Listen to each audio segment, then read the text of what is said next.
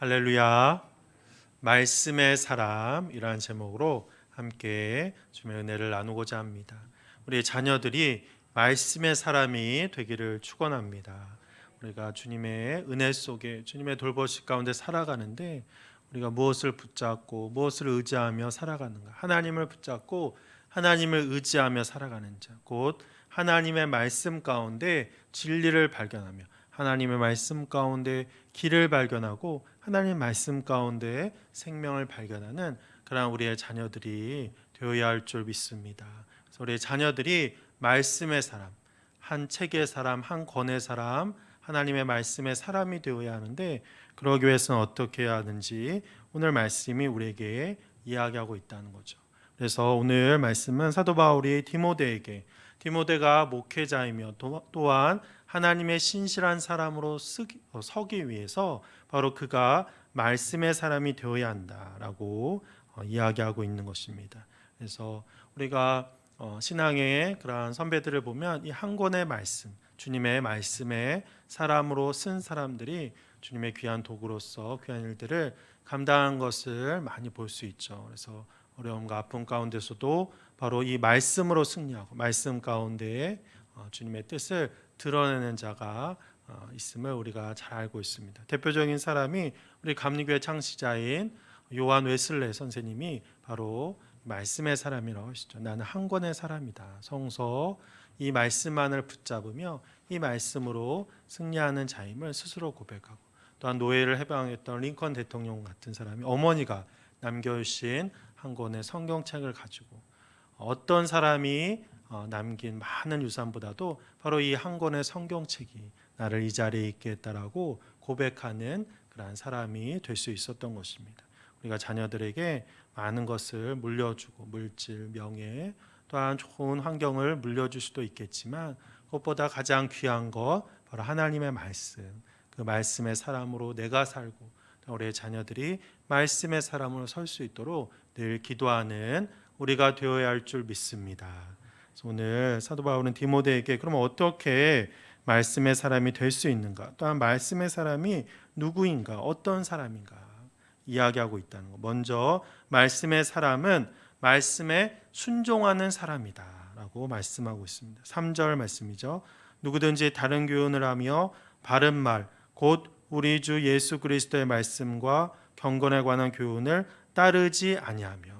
그래서 하나님의 말씀, 예수 그리스도의 말씀을 따르지 아니하면 바로 그의 삶은 버려질 수밖에 없고 하나님의 은혜 가운데 설 수 없다라고 이야기하고 있는 거죠. 그래서 하나님의 말씀을 아는 데 그치고 깨닫는 데 그치는 것이 아니라 하나님의 말씀을 순종했을 때 하나님의 말씀을 따른다는 것은 순종하는 거죠. 믿음은 순종입니다.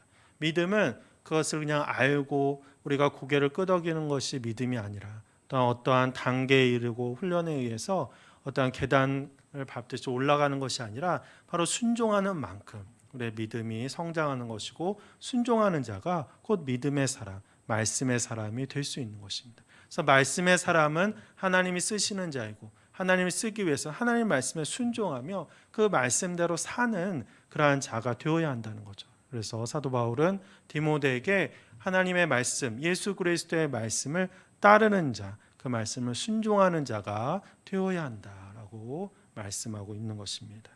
그러면 말씀을 순종하지 않는 자는 어떠한 자냐? 4절에 보면 교만한 자이다라고 말씀하고 있죠.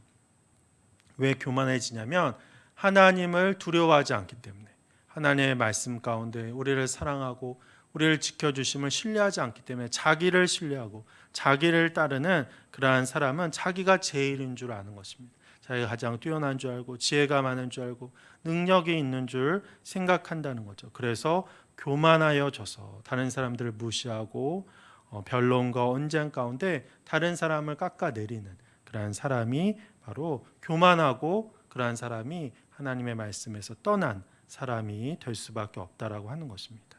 그래서 우리가 겸손한 사람이 하나님의 말씀을 순종하는 자는 겸손한 사람이 될 수밖에 없습니다. 왜냐하면 온 우주의 주인 되시는 하나님이 나를 지켜주시고 나에게 사랑을 베풀어 주셨기 때문에 그 은혜 가운데 있다고 한다면 하나님께 언제나 하나님 앞에 서려고 노력하고 또 하나님의 귀한 은혜를 기억하는 자면 겸손하게 쓰임 받음을 감사하며 언제나 자신을 낮출 수밖에 없고, 또한 주변에 있는 한 생명을 위해서 하나님께서 독생자 예수를 보내주셨음을 안다면 그 한 생명이 얼마나 귀하고 정말 값진 인생인 줄 알기 때문이라는 거죠. 그렇기 때문에 그 한 명 한 명을 존중하며 겸손하게 설 수밖에 없는 것입니다. 그런데 우리가 하나님의 말씀을 순종하지 않을 때, 하나님의 말씀을 따르지 않을 때 우리는 교만하여지고 결과적으로는 투기와 분쟁과 비방과 악한 생각에 사람이 될 수밖에 없다는 것입니다. 그래서 우리가 언제나 겸손하게 서고자 노력했을 때 나눠주고 분열하고 다른 사람을 비방하는 이러한 일로부터 자유로워질 수 있고, 우리가 기도하고 주님 앞에 나감에도 불구하고 늘 내 가운데 악한 생각, 다른 사람과 비교하는 그런 생각이 있다고 한다면 우리가 정말 하나님의 말씀에 순종하는 삶을 살았는가, 그것을 실천하며 하나하나 이루어오자 애쓰는 삶을 살았는가, 우리가 우리 자신을 뒤돌아봐야 한다는 것입니다. 예수님이 바로 이러한 많은 사람의 핍박과 박해 가운데서도 겸손하게 자기 자신을 낮추는 그러한 사람이었다는 거죠. 바울도 마찬가지입니다. 바울도 그 누구보다도 많은 지식과 세상의 힘을 가지고 있는 사람이었지만 그럼에도 불구하고 가장 낮은 자리에서 주님의 말씀만을 전하고자 애쓰는 사람이었다는 것입니다. 모든 것을 다 바쳐 예수 그리스도만을 전하고자 애썼기 때문에, 그 말씀대로 예수 그리스도의 증인으로 살고자 애썼기 때문에 그는 늘 겸손하였고 주님의 뜻만을 드러내고자 살아가는 그러한 자가 될 수 있었던 것입니다. 그런데 교만하여지고 이러한 악한 생각으로 가득 찬 사람들은 5절에 보면 마음이 부패하여지고 진리를 잃어버려 경건을 이익의 방도로 생각하는 자들의 다툼이 일어납니다.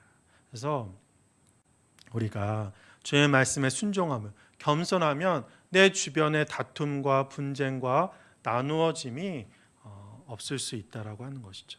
근데 내 주변에 계속 분열과 다툼이 일어난다는 것, 내가 무언가를 쟁취하려고 하고 내가 높아지려고 하고 내가 다른 사람을 무시하고 교만한 그런 모습들이 있기 때문에 자꾸 내 주변에 그러한 분열과 다툼이 일어날 수밖에 없다는 것입니다. 또 마음이 부패하여 진다는 거죠. 교만한 마음, 하나님은 교만한 자를 반드시 꺾으신다라고 말씀하십니다. 그래서 말씀 가운데 우리가 그 말씀을 순종하며 주 앞에 나가면 겸손해질 수밖에 없고 마음의 부패함, 마음의 썩어짐을 방지할 수 있다라고 하는 것입니다.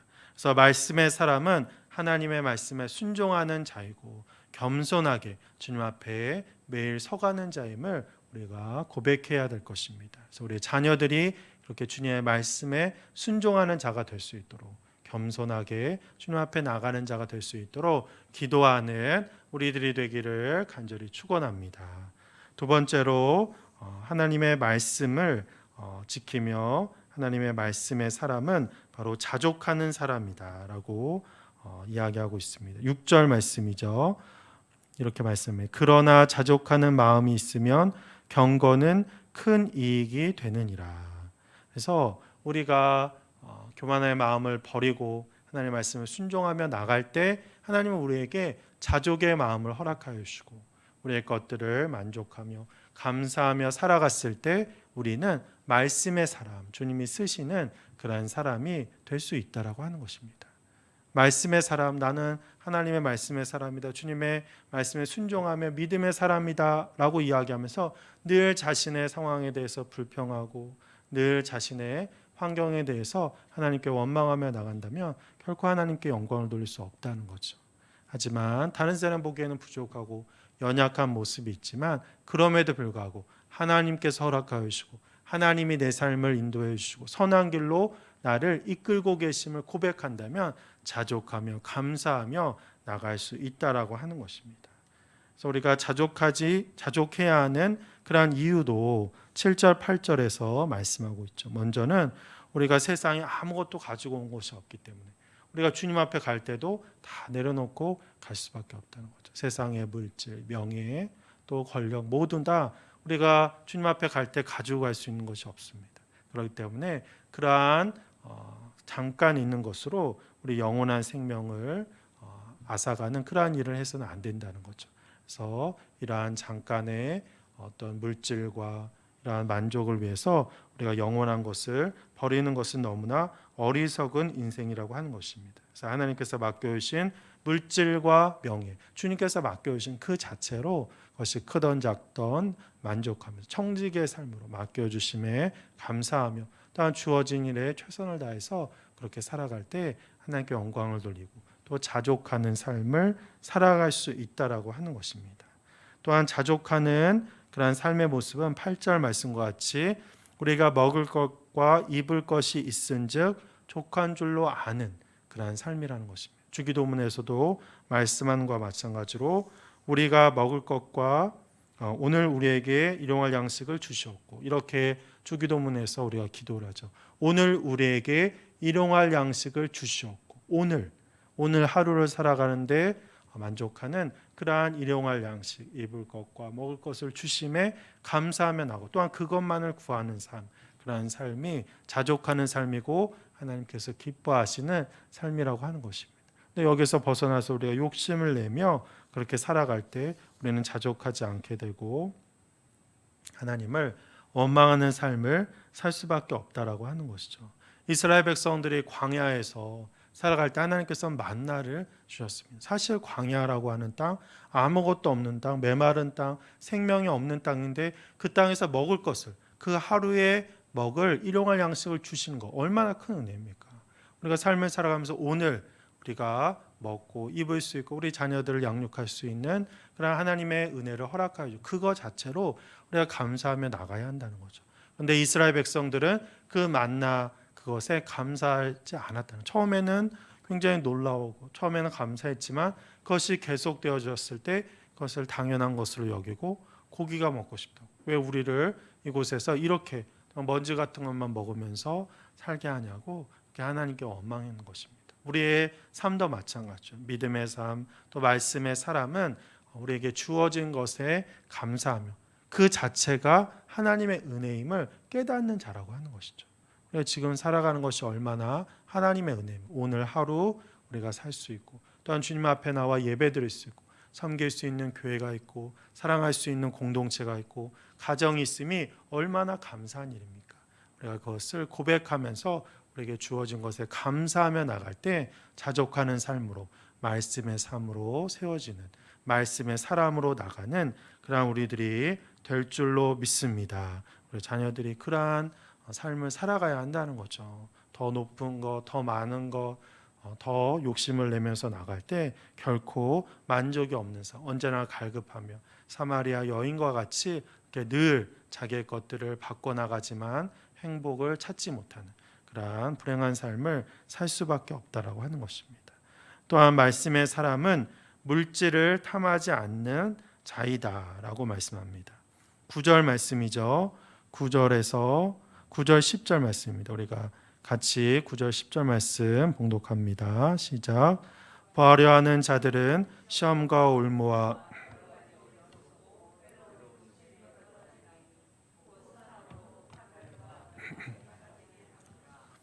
돈을 사랑함이 일만하게 뿌리가 되나니 이것을 탐내는 자들은 미혹을 받아 믿음에서 떠나 근심으로써 자기를 찔렀도다. 아멘. 그래서 부하려고 하는 자들은 시험과 올무와 여러 가지 욕심에 떨어질 수밖에, 시험을 당할 수밖에 없다. 부하려고 하는 자들은 부하려고 하는 것, 그러니까 부하는 것 자체는 악이 아닙니다. 그 자체는 악이 아니지만 하지만 더 부하려고 하고 부자가 되려고 거기에 욕심을 내는 것, 물질에 욕심을 내는 그 자체는 악을 내 안에 들어들게 하는 그러한 통로가 될 수 있다고 하는 거죠. 부하려고 하는 것 자체는 나쁜 것이 아니지만 하지만 그것으로 욕심을 내며 나갈 때 사탄이 우리를 시험에 빠뜨리게 되고 또한 다른 사람들을 착취하게 되고 나만 잘 살면 된다라고 하는 그런 어리석은 이기주의 속에 우리를 매몰시킬 수 있다라고 하는 것입니다. 그래서 사람으로 파멸과 멸망에 빠지게 하는 것이라. 그래서 부하려고 하는 욕심은 우리를 결과적으로 멸망에 이르게 하는 그러한 지름길이 될 수밖에 없다라고 말씀하는 거죠. 초대 교부였던 크리소스톰은 돈을 사랑함에 대해서 이렇게 경고하고 있습니다. 돈을 사랑함은 하나의 악성 전염병과 같다. 마치 불이 나무를 집어삼키듯이, 그래서 주위에 있는 모든 것을 황폐화시키고 파괴하듯이 이 애착은 세상을 황폐시켜 왔다라고 말씀하고 있다는 거죠. 초대 교부로서 사람들을 바라보면서 사람들이 이 돈이면 다 되는 것 같고, 돈이면 행복할 것 같고, 만족을 이룰 것 같고, 세상의 모든 것을 얻을 것 같지만, 사실은 이 돈에 대한 욕심으로 세상이 황폐해지고 자기를 죽이고 멸망의 길로 이끄는 것을 너무나 많이 보아왔다라고 그가 증거하고 있는 것입니다. 그래서 잠언 기자는 30장 8절 9절에서 이렇게 고백하죠. 나로 가난하게 도 마옵시고 부하게도 마옵시고 오직 필요한 양식으로 내게 먹이시옵소서. 혹 내가 배불러서 하나님을 모른다 여호와가 누구냐 할까오며, 혹 내가 가난하여 도둑질하고 내 하나님의 이름을 욕되게 할까 두려워함이니이다 고백하고 있습니다. 하나님, 저를 너무 부하게도 마시고 너무 가난하게도 마시고 주님의 은혜, 주님께서 오늘 하루 채워주신 것에 감사하며 자족하며 기쁨의 삶을 살게 하옵소서, 이렇게 고백하고 있는 것입니다. 그래서 사도 바울도 오늘 말씀을 통해서 돈을 사랑함이, 부 자체는 악이 아니지만 돈을 사랑하고 그것에 대해 욕심을 내는 것은 일만 악의 뿌리가 되나니. 악을 우리가 다 이야기할 때 1만 개가 나올 수 있을까요? 모든 악의 근원이 바로 돈을 사랑하는 것이고 돈에 대해서 욕심을 내는 것이다. 근데 세상 사람들은 또 이러한 것들을 옳다라고 이야기하고, 어떤 모든 것이 부만 창출할 수 있으면 다 된다라고 이야기하는 경우가 많이 있죠. 그런데 사실은 그것이 우리를 멸망의 길로 들어서게 한다는 것이 우리 세상의 모습 속에서 너무나 잘 드러나고 있습니다. 사람들이 열심히 일을 하고 어떤 산업혁명을 통해서 탄소를 많이 배출하고 석탄을 많이 떼서 노동하고 일을 많이 했지만, 그것이 결과적으로 지구온난화로 인해서 우리가 다 죽게 되어서 지금은 회사들이 마음대로 불을 떼고 탄소를 배출할 수 없습니다. 탄소 그 양을 정해놓고 그 한계 내에서만 생산을 할 수 있도록, 아니면 그것을 탄소 배출권을 돈으로 다시 사야 되는 그러한 시대를 살고 있다는 거죠. 그렇게 우리가 욕심을 내고 자연을 마음대로 훼손하는 그러한 시대는 이미 지나갔고, 그렇게 어떤 부에 대해서 욕심을 내고 살아가는 그 자체가 어떤 우리를 황폐화시키고 우리를 멸망시킨다는 것은 어떤 사회적인 현상을 통해서도 이미 보여진 것이라는 겁니다. 그리고 또한 우리 영혼의 문제도 마찬가지죠. 우리가 사람보다 돈을 더 중요하게 여기고 돈으로 사람을 살 수 있다라고 하는 그러한 생각을 가지고 살아갔을 때, 우리는 결과적으로 우리의 영혼은 부패해지고 멸망의 길에 들어설 수밖에 없다라고 하는 것입니다. 그래서 돈을 사랑하는 것은 10절 하반절에 보면 믿음에서 떠나 많은 근심으로써 자기를 찔렀도다, 이렇게 말씀합니다. 그래서 돈을 사랑하는 것은 믿음을 떠나는 것이다. 그래서 돈과 하나님을 동시에 섬길 수 없다라고 말씀하고, 성서는 분명하게 이야기합니다. 이걸 애둘러서 둘러 이야기하지 않습니다. 우리가 돈을 사랑하면 우리에게 돈은 필요합니다. 열심히 일해야 되고 우리의 삶을 위해서, 자녀들을 위해서 그렇게 살아가야 되지만, 이 사람보다, 생명보다 돈을 더 사랑하고 다른 주님의 말씀보다도 돈을 붙잡으며 나갔을 때 우리는 결과적으로 멸망의 길에 들어설 수밖에 없고 믿음에서 떠나서 많은 근심 속에 살아가는 그러한 자가 될 수밖에 없다는 것입니다. 요즘 주식이 많이 떨어졌습니다. 뭐 관심이 계신 분도 있고 안 계신 분도 있겠지만, 한참 이제 이 코로나 시대에 전 세계가 돈을 많이 풀었습니다. 그래서 자연히 돈이 많아지니까 주식이 올라갔는데, 이제 너무 많이 돈을 풀어서 인플레이션이 일어나니까 다시 돈을 걷어들이고 있습니다. 그러니까 주식이 다시 떨어집니다. 그런데 뭐 주식을 투자하지 않으신 분은 뭐 걱정할 필요가 없는 거죠. 근데 이렇게 열심히 투자하고 그 뭐 나쁜 건 아니지만 그것이 근심의 씨앗이 될 수 있다는 겁니다. 오늘 말씀하는 거죠. 또 그렇게 투자했지만 그것이 떨어진다고 할지라도 그것이 내 생명의 전적인 것이 아니라고 그렇게 믿는다고 한다면 기다릴 수 있고, 또한 모든 것을 맡기며 나갈 수 있다라고 하는 거죠. 근데 그 돈이 내 생명이고 돈이 모든 것이라고 생각했을 때 사람들은 그것으로 인해서 좌절하게 되고 절망하게 되고 낙심하게 된다라고 하는 것입니다. 그래서 오히려 이 돈을 사랑하는 것은 우리의 믿음 생활과 정반대의 길로 우리를 인도할 수밖에 없다는 거죠. 그래서 믿음에서 떠나 많은 근심으로써 우리를 살아가게 하는 것이 돈을 사랑하는 것임을 우리는 분명히 알아야 됩니다. 이걸 어떻게 벗어나야 되는가? 오늘 사도 바울이 디모데에게 이야기하듯이 말씀의 사람이 되어라. 말씀에 순종하며 말씀을 따르는 자. 하나님의 말씀은 무엇입니까? 하나님을 사랑하고 이웃을 사랑하는 것입니다. 내가 돈으로서 주님이 나에게 맡겨주신 물질이 있다면 그것으로 정말 이웃을 사랑하고 이웃을 나누고 베푸고 어려운 이웃을 돕는데 그렇게 사용한다고 한다면 하나님이 주신 물질을 청지기의 사명으로 정말 귀하게 쓰는 생명을 살리는 데에 쓰는 그러한 자가 될 수 있다라고 하는 것이죠. 하나님의 영광을 위해서 우리의 것을 나누며 그것을 놓으며 나가는 삶을 살아갔을 때 우리는 하나님이 우리의 영을 더욱더 강건하게 또한 하나님 붙잡아 주시는 말씀의 사람으로 세워줄 줄 믿습니다. 우리의 자녀들도 그러한 자가 되어야 한다는 거죠. 그래서 말씀의 사람이 되기 위해서는 물질을 탐하지 않는 자가 되어야 한다.